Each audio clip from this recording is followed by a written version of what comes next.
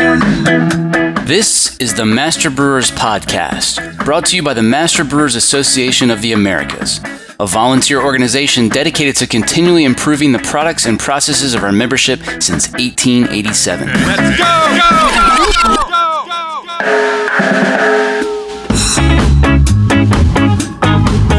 Master Brewers brings you interviews with the industry's best and brightest in brewing science, technology, and operations.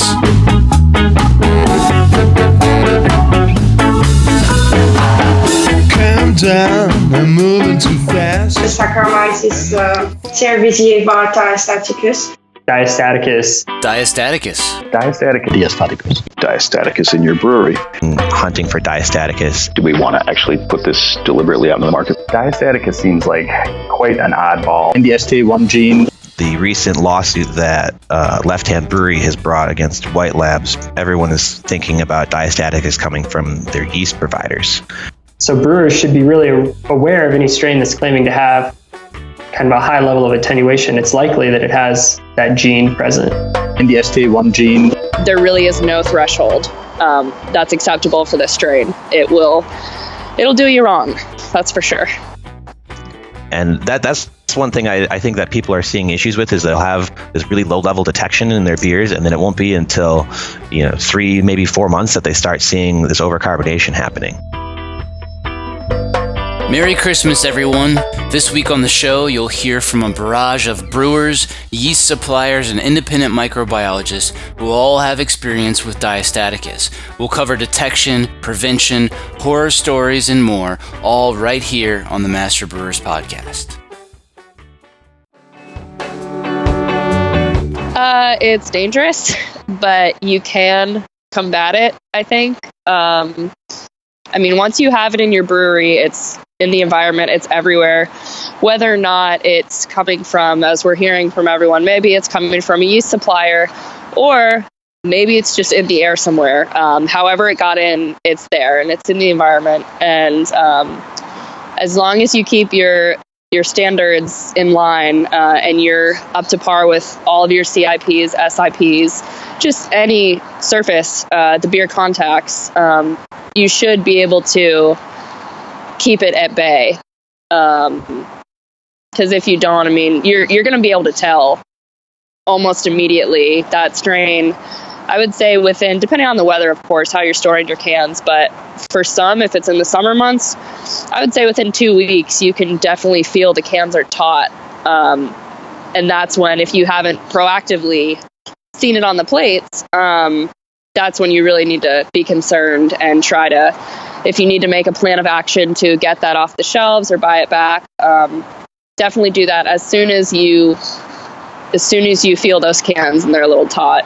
And then some, it could take maybe like a month and a half, 2 months, again, depending on how they're stored. So just something, if you have the ability to screen for that in the early stages, definitely do so, because it can creep up. And like most things, you only need one cell and one colony forming unit, and there really is no threshold that's acceptable for this strain. It'll do you wrong, that's for sure.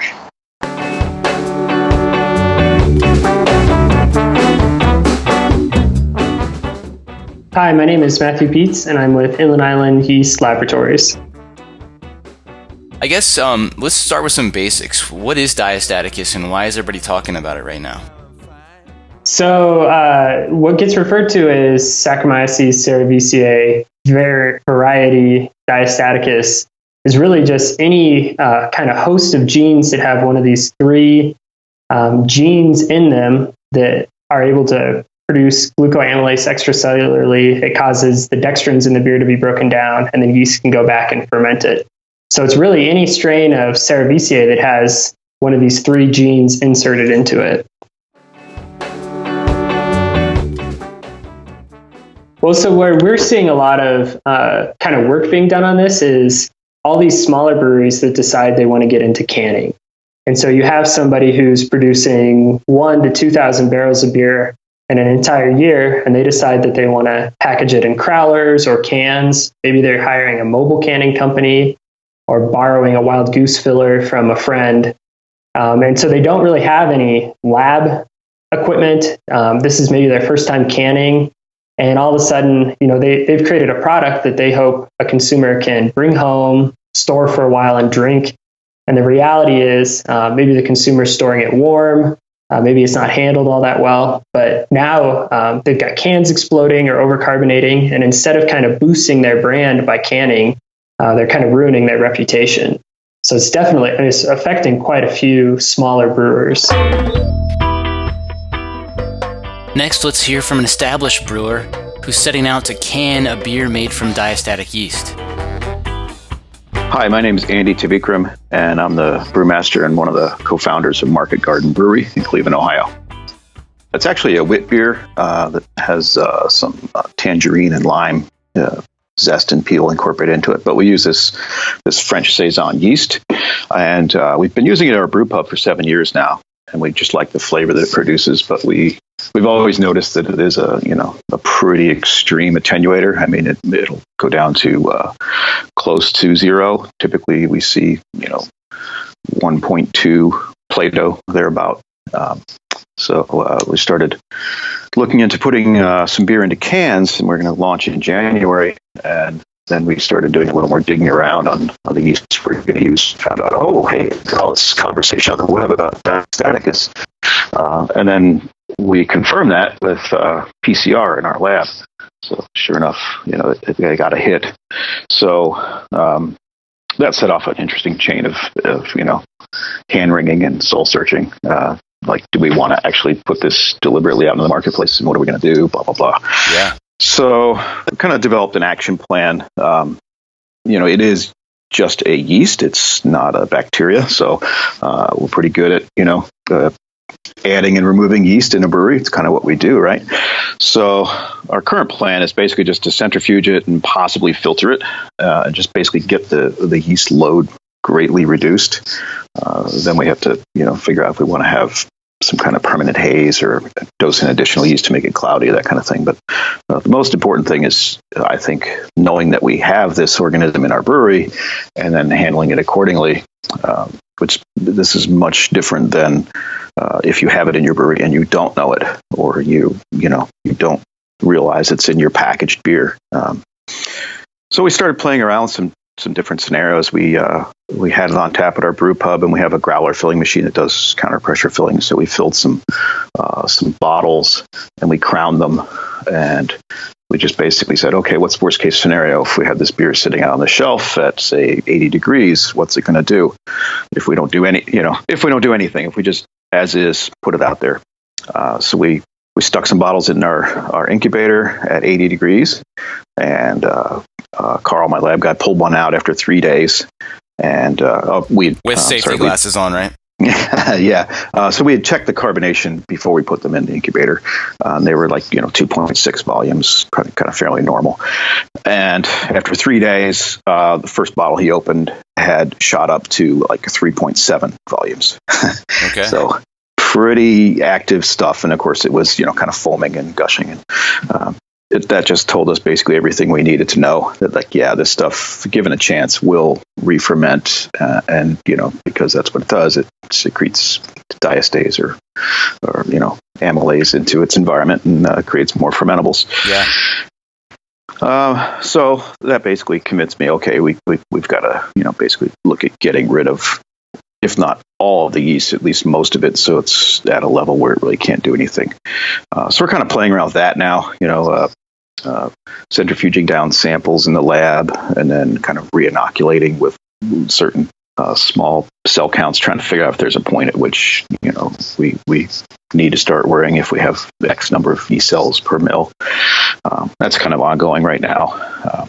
Carl's also, because he's a microbiologist, he's kind of geeking out on this project. So he's playing with temperature die-off curves for the Diastaticus by putting samples in our thermocycler that we use for PCR, so we can dial in very specific temperature set points and then kind of make it little charts of, like, here it is at 38C and it's doing fine, and then these cell counts look like this, and then it gets to 40C and kind of starts ramping down.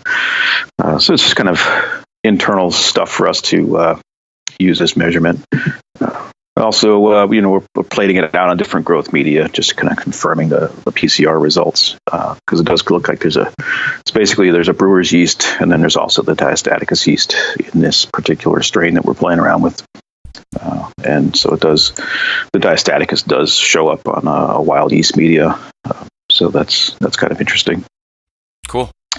Yeah. But like I said, the main thing for me is I guess how you approach it.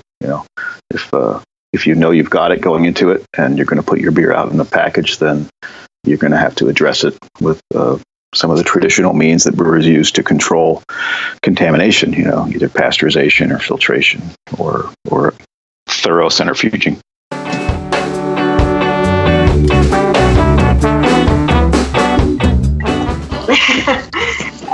Hello, I'm Sylvie Van Zandek with Lalaman. I'm the Director of Sales and Marketing for the Brewing Yeast. Obviously, we're here to talk about Diastaticus. An anonymous post on Ask the Brewmasters got a lot of folks talking recently. I'm paraphrasing here, but the original post basically said, hey, rumor has it several commercial strains aren't labeled as Diastaticus variants, but should be, so that brewers know exactly what they're getting into. So why don't you guys start off by just commenting on that? So I'll talk on behalf of Lalaman. We have a strain on the market called Belle Saison, which is a Saccharomyces cerevisiae var Diastaticus. When we first put it on the market, it wasn't labeled as such, but we really quickly realized that there was a need for transparency and certainly a need for education with the brewers. And that's something we really pride ourselves on at Lalaman. We don't just sell yeast, we sell a lot of expertise and a lot of technical support with this. So we quickly changed our label to really clearly state that it is Saccharomyces diastaticus strain, and that way the brewers know what they're getting into when they use the yeast. But then what we realize is that although it is labeled, sometimes brewers are not realizing what it means. So there's really a need for education, which we see as an opportunity on our side, because we have a lot of knowledge to share. And this is why we're really keen on participating in presentations, talk, podcasts, where we can be totally transparent and explain how we do things on our side, but most importantly, fully disclose what we do.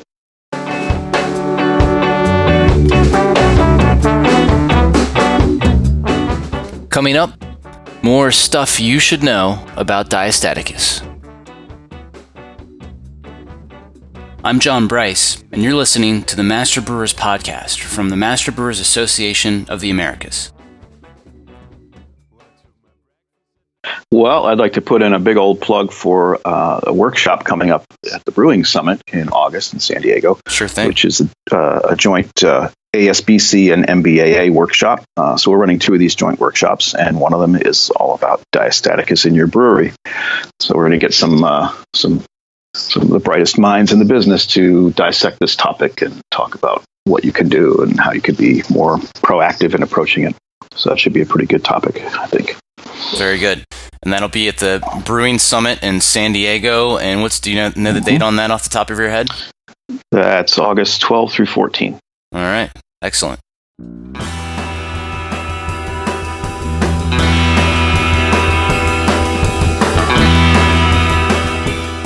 Here's what's coming up on the Master Brewers calendar. Don't miss the Draft Line Cleaning Best Practices webinar January 16th. District St. Louis meets January 18th at Anheuser-Busch InBev. District New England meets in New Hampshire January 19th and 20th. The 2018 District Ontario Technical Conference is January 24th through the 26th in Niagara Falls.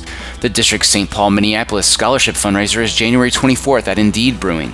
District Northern California holds its technical conference February 2nd at Sierra Nevada and Chico. The District St. Paul Minneapolis February Meeting and Scholarship Drive is February 8th at Surly Brewing. District St. Louis meets at O'Fallon Brewery on February 18th. The Fundamentals of Cut and Stack Labeling webinar is February 19th. District Mid-South meets at Mill Creek in Nashville March 2nd and 3rd. Districts Michigan and St. Louis both meet March 15th. And check out the speaker lineup for the 2018 Eastern Technical Conference, March 23rd and 24th in Atlantic City. View the full calendar of events at mbaa.com for more details or to find a district meeting near you.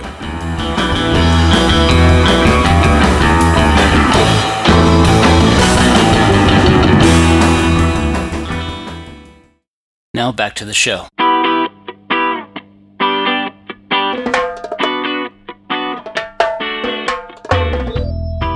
Yeah, I mean, I absolutely agree. And we've gone and labeled the yeast on our website that we know contains the Diastaticus gene. But really, any yeast, when a brewer makes their sugar profile, you're kind of stuck with 30 to 20% dextrins. They should be unfermentable. But so any yeast that claims to get you attenuation beyond maybe 75 to 80% must have one of those genes, or it would be unable to consume that dextrin. So brewers should be really aware of any strain that's claiming to have kind of a high level of attenuation. It's likely that it has that gene present. Yeah, that's a good point. And my friend Jasper Ackerboom of Jasper Yeast also posted an interesting point on the thread. He asked about research related to the expression of the glucoamylase enzyme. He wrote that the presence of the gene doesn't always mean that it's actually being expressed and that it might not be functional. Yeah, so the way we detect Diastaticus is with PCR right now at Inland Island. And so any yeast that has that gene in its DNA gets picked up as Diastaticus. And it happens to be that all the yeast that have that gene are also highly attenuative. So we kind of have a really good relationship between the presence of that gene and its expression, viewed as the ability or when it is breaking down dextrins. So we haven't come across a strain yet that has that gene that doesn't show expression yet.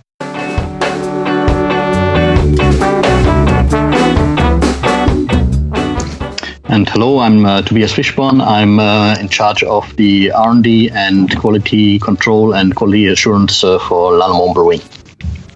With the STA1 gene, if it's expressed or not, there is still a debate, and I don't think there's a final answer. Most of the time when we check and we find the STA1 gene, it's also expressing and producing the enzyme that cuts down the sugars, the higher sugars. There might be a way to measure the expression of it. Maybe that would be more of a question for ones that are developing the PCR kit, like Pika, or is that something that that Gudrun would be focusing on, Tobias? Well, she has developed the kit, and again, they're looking for, I believe, within the STA1 gene, they're looking for a smaller sequence because they're using qPCR.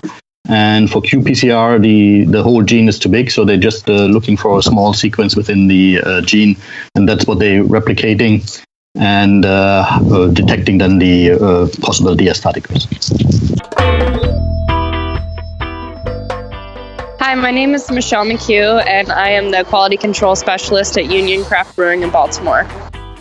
Once I came to Union, I had discovered we had some issues with popping cans, which is an immediate sign normally of a diastatic yeast. Once I found that, I started to detect it on LCSM plates. That's probably the best way right about now to do that. I sent it in for sequencing and realized it was definitely Saccharomyces subspecies Diastaticus. And from there, we went and reviewed all of our chemical concentrations, cleaning procedures, all of that. The first thing we did was up our caustic, our phosphonitric acid, and peracetic acid solutions. Still, that didn't seem to be making a difference as far as what I was finding on my plates. Then I went and looked at our Zwickels, and I had discovered that they were not being broken down properly. And so I could be getting very clean samples and using the aseptic sampling technique as that's the industry standard according to the ASBC, but I would still get these positives. So I broke down the Zwickels and swabbed the inside, and sure enough, the Diastaticus was living in there. Same strain, had it sequenced. And once we saw that, we were able to say, okay, break it down, and now we're going to autoclave every single Zwickel before it goes back on the tank after it's been soaked in caustic. And since then, we have not, knock on wood, we have not seen a problem. So the biggest improvement I would say there is definitely the paracetic acid concentration, because clearly it was in the beer before. And then also just really checking every single aspect of your tank, every single point of possible contamination and entrance and contact. And that's what we did. And now we're sterilizing every Zwickel, and that's working. So is it safe to assume that you were seeing it in lots of different brands? It's not like this was, limited to, a brand or two. It's because it was, in all of your sample valves. So did you see it in multiple brands, I assume? We did. We saw it in multiple, and it really didn't make sense. According to the changes we had made in our CIP and SIP procedures and chemical concentrations, it didn't make any sense that we would be seeing that and not getting thorough cleaning done. So that's when we really had to look at the Zwickels, and we did see it in multiple tanks. And then once we figured that out, we went ahead and were able to call it out and say that's the problem and really solve it and go about better procedures with that. And the best method of detection, I would say, what really helped us out was just using the Linz cupric sulfate medium. That really is the telltale sign. And that's where you're going to see it. Of course, you have the options of new PCR technology with Invisible Sentinel and such things like that. And that's definitely a further step that I think we'll look into in the near future. But as far as knowing what to look for in your colony morphology, once you see it, it's pretty easy to see that warning and kind of start to look further into it once you see those same type of colonies. So yeah, just really testing every beer at multiple points, definitely using that LCSM media.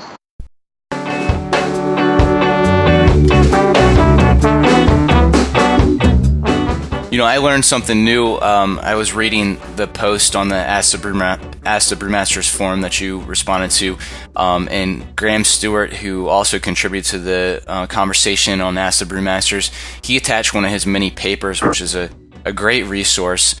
Anyway, he wrote that while wort dextrin utilization is possible by this yeast subspecies due to secretion extracellularly of glucoamylase, however, this enzyme produced by Diastaticus is incapable of hydrolyzing the alpha-1,6 bonds of dextrins, where it is able to hydrolyze the alpha-1,4 bond. So that was new to me. A lot of people talk about it super-attenuating all the way down to nothing, but I didn't realize that it could only work on the 1,4 bonds.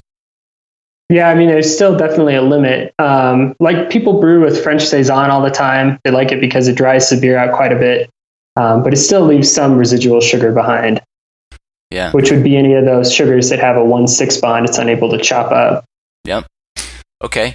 Another thing that was interesting that Dr. Stewart pointed out, he said that he referenced another study from his paper that examined the glucose concentration of in pasteurized Diastaticus beer, and that concentration increased during storage for 3 months at room temperature, which indicated that the glucoamylase is not heat sensitive too. So for those who are thinking about pasteurization as a defense mechanism, maybe that's not the best approach. Yeah, that's pretty interesting because it's possible that the yeast is being killed, but that enzyme is still present in the beer and able to continue to chop it up and break it up into glucose. So you might not see over-attenuation happen because all the yeast has been destroyed. So nothing's turning that sugar into CO2 and alcohol, but the enzyme's still in there kind of destroying the sugar profile you created. Coming up next week, the Diastaticus discussion continues. Yeah, I know for a fact that some people are getting it from their supplier mixed in. We've done some testing for other people, and I'm 100% convinced it's coming in in some cases from the supplier. Tune in next week for more perspective from brewers, yeast suppliers, and independent microbiologists. We'll dive deeper into detection and prevention and hear some more war stories, including my own. Special thanks to Ben Chambers, who encouraged me to bring this hot topic to the Master Brewers podcast. Merry Christmas and safe travels. Calm down, I'm moving too fast. 130 years ago, Master Brewers was built on the concept of brewers helping each other out so we could all make the best possible beer. That's still true to this day, and it's where a lot of the camaraderie in this industry originated. Master Brewers' award-winning Ask the Brewmasters is the best place to go for troubleshooting, where you'll find the industry's only discussion forum that's moderated for technical accuracy by a team of experts. See what everyone else is talking about at community.mbaa.com. United, we brew. Did you enjoy today's episode? Would you like us to keep making more? If so, there's a really simple way you can let us know. Subscribe, rate, and review the Master Brewers podcast on iTunes, Stitcher, or wherever you get your podcasts. Too much, and then I'm heading out to